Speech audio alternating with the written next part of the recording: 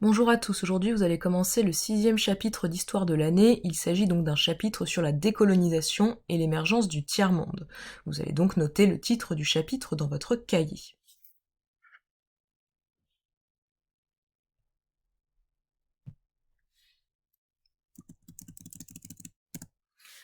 Vous allez ensuite prendre votre manuel pour regarder la carte page 112 que je vais donc commenter dans cette vidéo pour l'introduction du chapitre.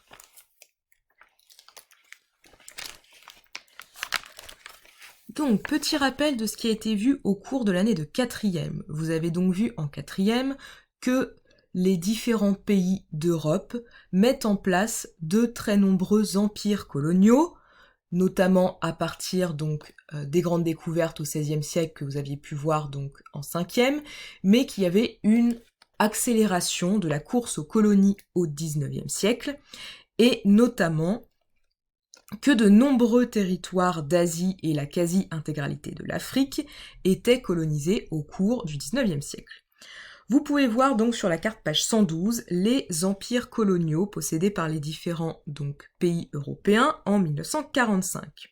Si on s'intéresse par exemple à l'empire colonial de la France, on voit que la France possède de nombreux territoires au nord-ouest de l'Afrique notamment, et également quelques territoires en Asie, notamment donc l'Indochine.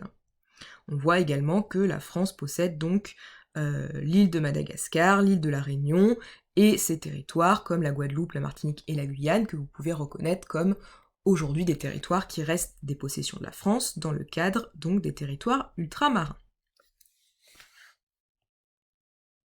Nous avons pu voir au cours des chapitres sur la Première et la Seconde Guerre mondiale que ces territoires colonisés par la France ou par d'autres pays européens avaient une importance lors de ces conflits mondiaux. Notamment, on avait vu qu'il y avait des soldats coloniaux qui étaient venus se battre pour la France ou pour l'Angleterre pendant la Première Guerre mondiale, et on avait pu voir également que une partie des combats lors de la Seconde Guerre mondiale se passe dans les territoires coloniaux, et notamment qu'au moment où l'Allemagne prend possession de la France pendant la Seconde Guerre mondiale, eh bien elle prend également possession de ces territoires coloniaux, notamment sous la direction donc du régime de Vichy.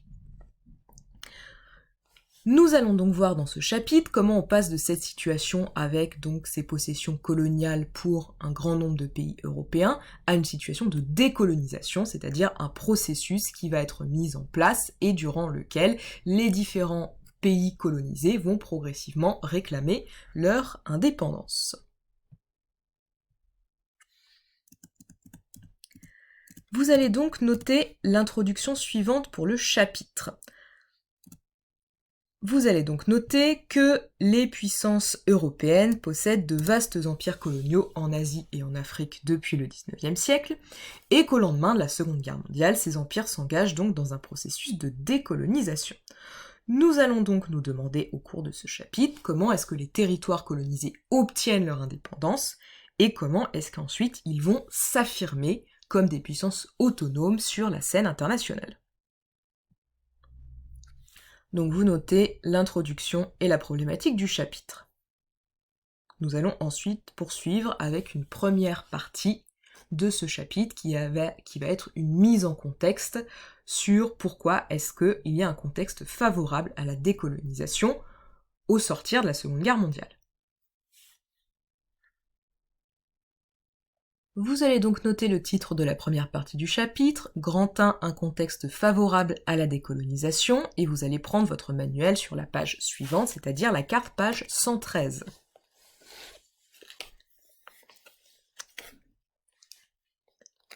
Donc, page 113, vous pouvez voir que dans la légende, première partie, on vous explique qu'il y a un contexte international qui est favorable à la décolonisation.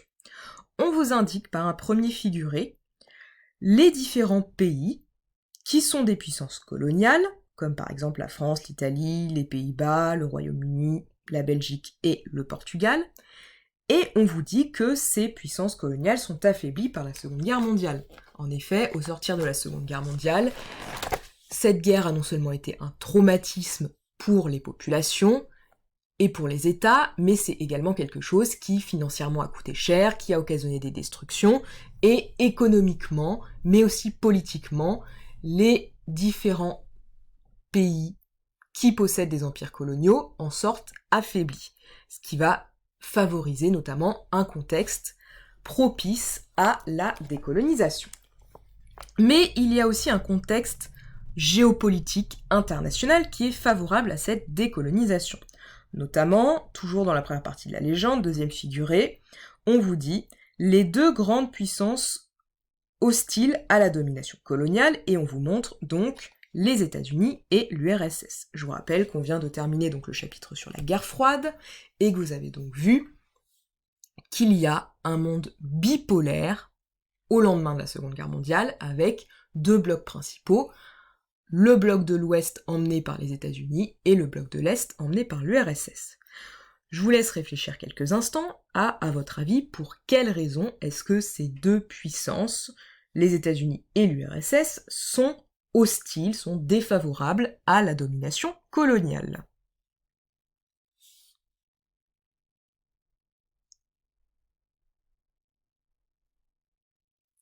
Si l'idée qui vient de vous venir en tête est celle du fait que les États-Unis comme l'URSS ne possèdent pas de territoires coloniaux, eh bien c'est une bonne réponse. En effet, que ce soit les États-Unis ou l'URSS, ce ne sont pas des pays qui possèdent des colonies, et ça explique qu'ils soient défavorables à cette puissance que possèdent certains pays européens, dans le cadre où ces deux pays veulent apparaître comme la première puissance mondiale et sont en concurrence autour de ça. Ils sont donc défavorables à ce système de colonisation qui avantage certains pays européens et leur donne une certaine puissance particulière.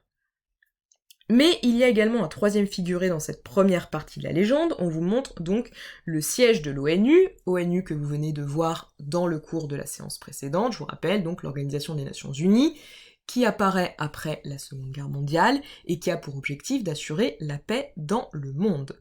Si vous vous rappelez bien du cours d'hier, je vous ai dit au cours de la vidéo sur l'Organisation des Nations Unies, qu'il y avait dans la charte de San Francisco, donc le texte qui met en place l'Organisation des Nations Unies, une phrase importante qui resservirait pour le chapitre suivant.